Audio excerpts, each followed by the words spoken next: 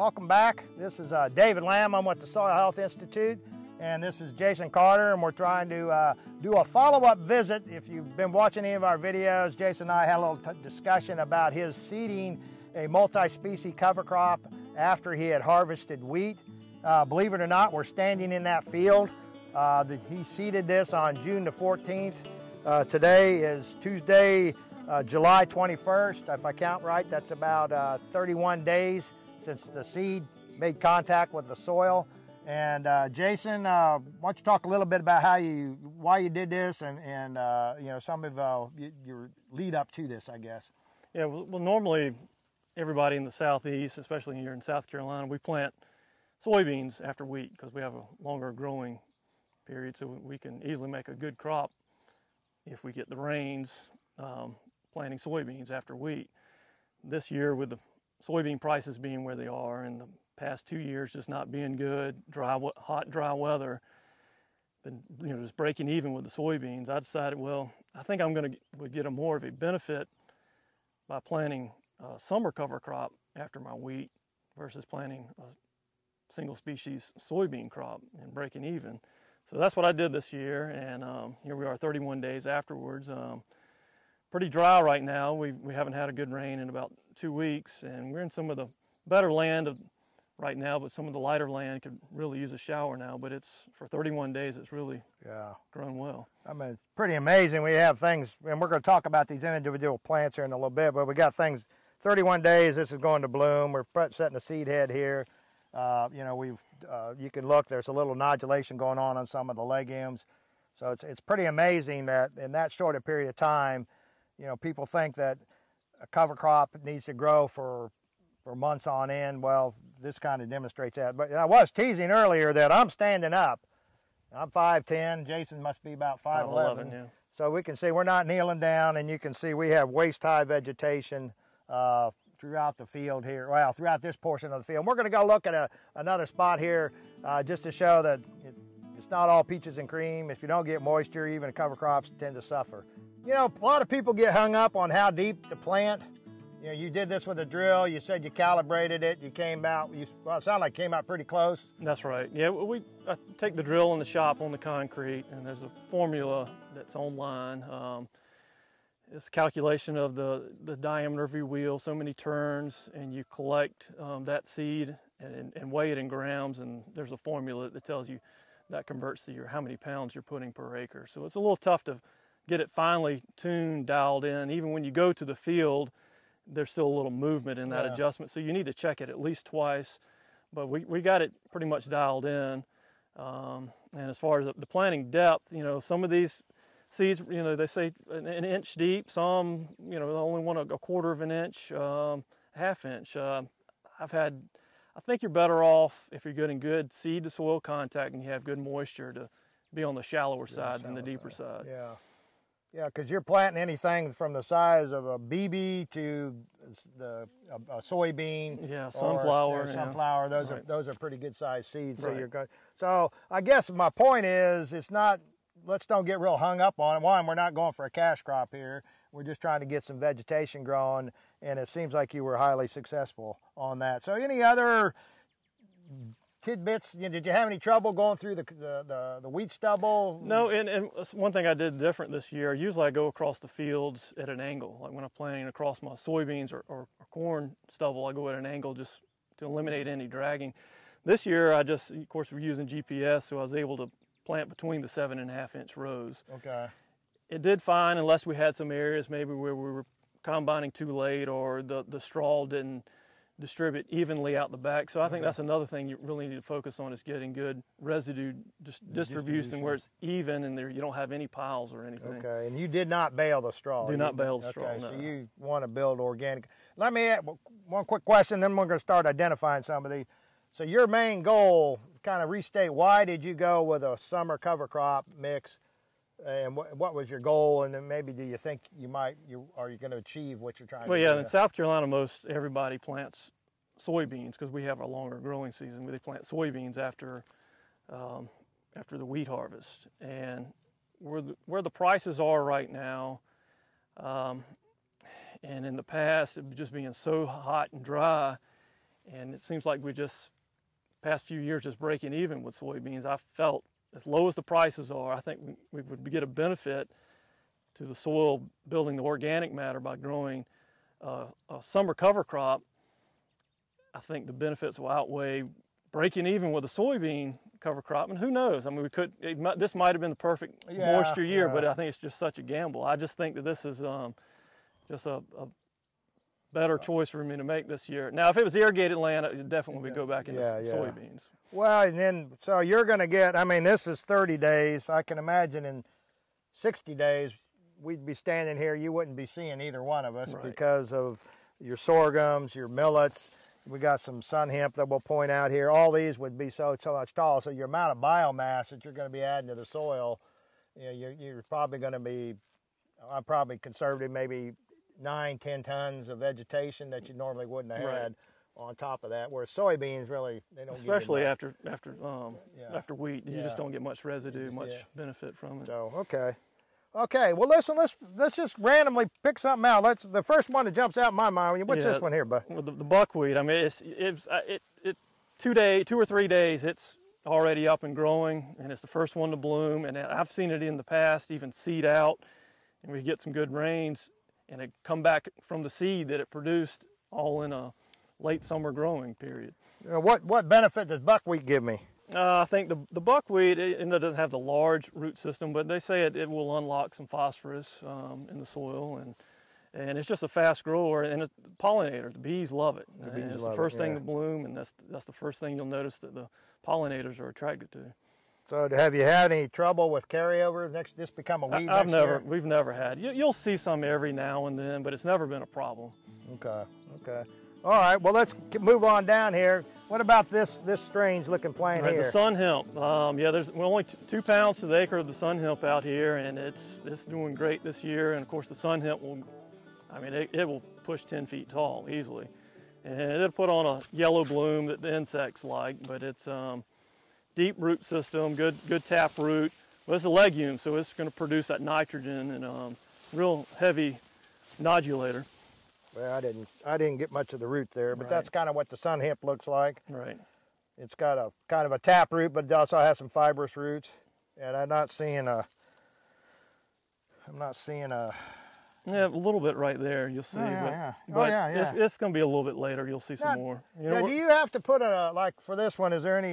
Did you have to inoculate that? Yeah, all the legumes in this mix was inoculated. Okay, so they got the proper inoculation. Right. Okay, so that's good. But again, what I've read, Jason, that you can get 100 pounds of nitrogen if you have a good stand of this. That's right. Yeah. Yeah.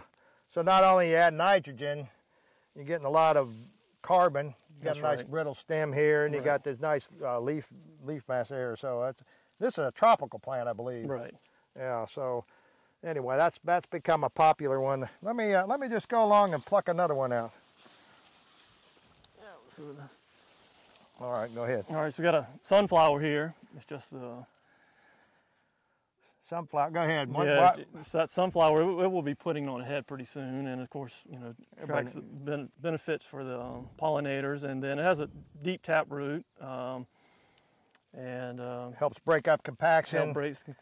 Helps to aggregate your soil there. You get some nice fibrous roots there. And a big leaf. And when if they're not too crowded, they'll put on a large leaf, so it's bringing in more sunlight. Probably pumping more carbon into the soil. Yeah. One of the things we talk about in adding diversity is keep it simple. You got grasses and you got legumes.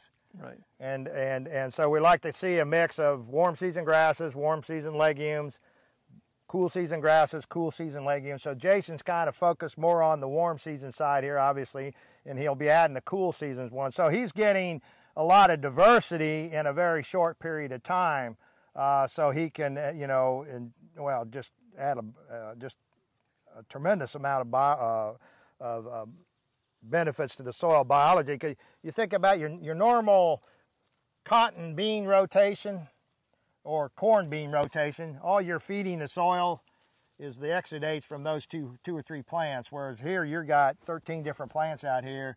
You're feeding the biology of the soil that way. So one other thing, I know it's kind of funny, but sunflowers make a big seed head. I've heard people actually go out and pick them and sell them at the farmer's market. Right, yeah. So there is, if you're industrious, you might be able to get something like that done. So there. So let's talk about one of these grasses here. Well, what you got? An assortment of grasses. So just go ahead, Yeah, the Jason. sorghum. I believe we have a sorghum Sudan in here. This would be probably the wide leaf. It's always the tallest one. There's a pearl millet also in here. I believe that's the Japanese millet. And we also have the proso millet. And there's regular, just plain grain sorghum also out here. Okay, so why are you bringing the millets and the grasses again? Well, just to have diversity, and there's only a pound or two of each one, and we're just trying to, instead of just having one grass that's the most dominant, just trying to have a pound or two of each one just to bring diversity and different root structure and different growing heights. Now, you think about carbon to nitrogen ratios? Is that a consideration? It does. I mean, in the South, we can really break down residue in a hurry.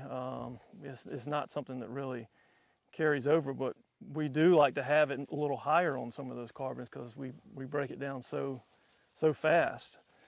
So just to have some residue to carry. Yeah, carry something over. that's got high in lignin, it'll stick around, so it'll be here next summer That's or right. next spring when you want to plant. That's right. And help to convert into some organic matter. Because if you had all legumes out here, what happens then?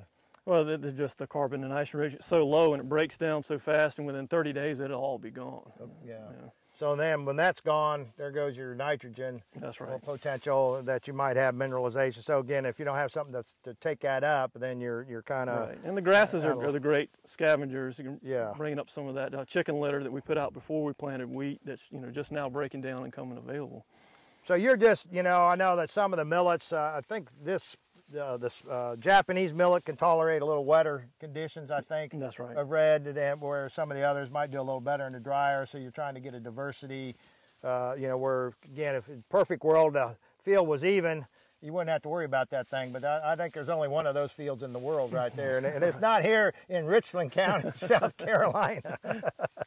Okay, well, let's find something else here. All right, so we got the peas, so we have we have mung beans, cowpeas, and soybeans in the mix.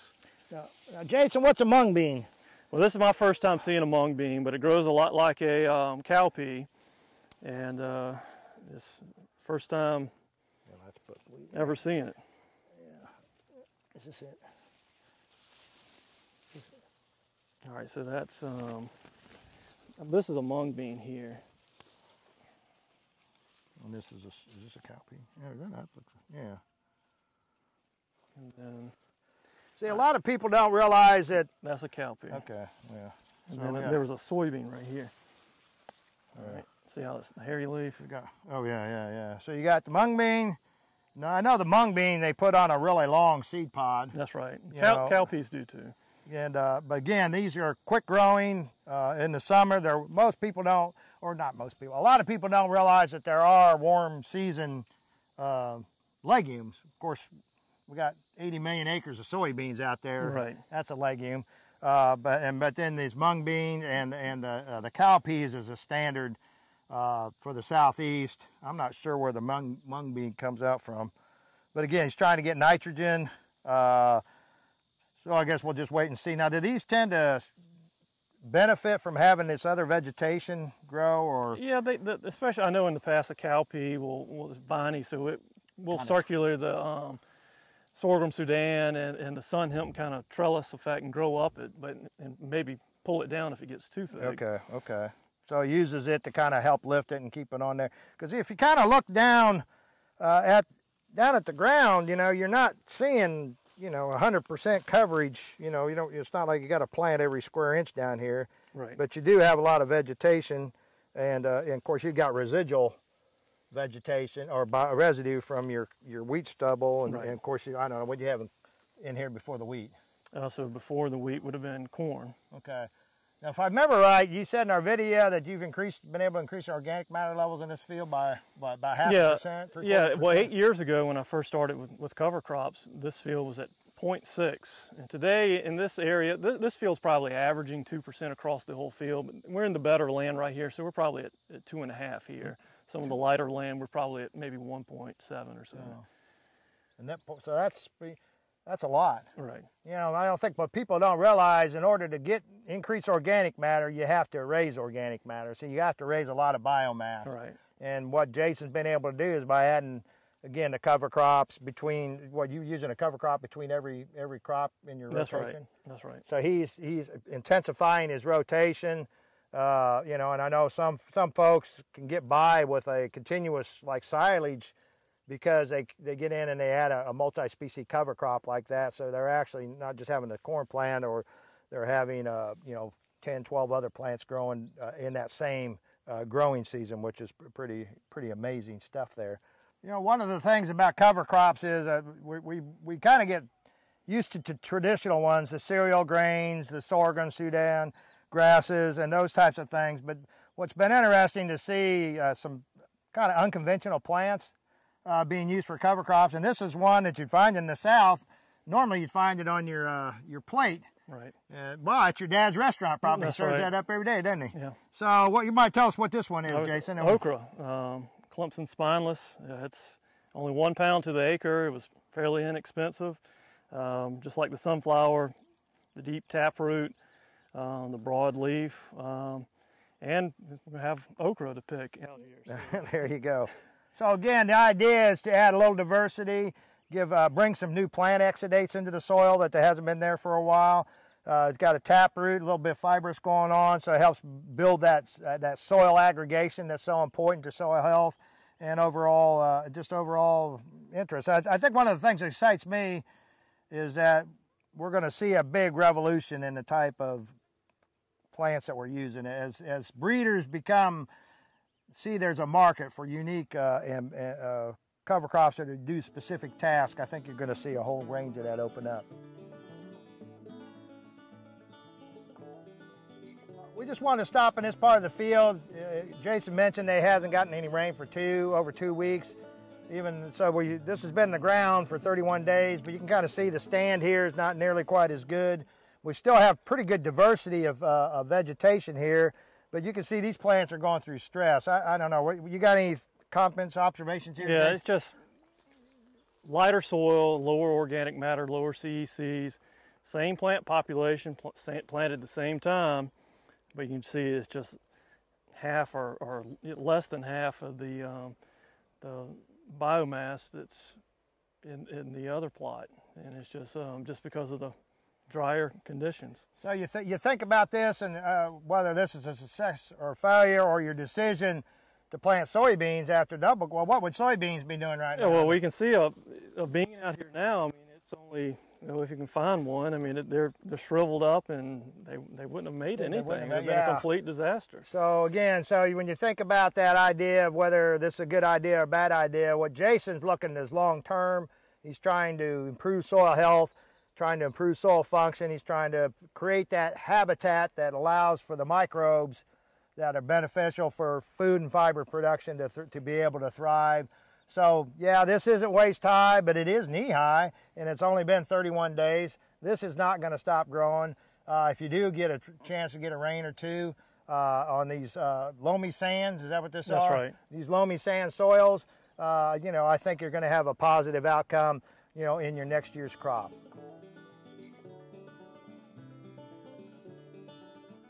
We appreciate your willingness. We kind of came in on you here, and I appreciate you doing that. And I don't know if you got any, you know, observation, comments, words of wisdom that you might pass on to your older farmers out here that think you're crazy not planting a soybean crop out here. Well, this is all about looking for next year's crop, my corn crop. So this will be a cover crop now, and then another winter cover crop. So I think my money savings will come from the less inputs that will go into the corn crop next year. So it's not just planting it here to see no economic return on it. This is to build organic matter and save on less inputs. So it is a money maker, and that's what's hard for some people to understand. It's how many pounds of nitrogen does $27 give you? Oh, well, if you say 50 cents a pound, so you know you're not getting a whole lot, are you? Right. Yeah, and you've got plants in here that can definitely return that. Plus, you've got plants that hold on to it throughout the winter. That's right. Thanks again, Jason. We appreciate it. Thank you.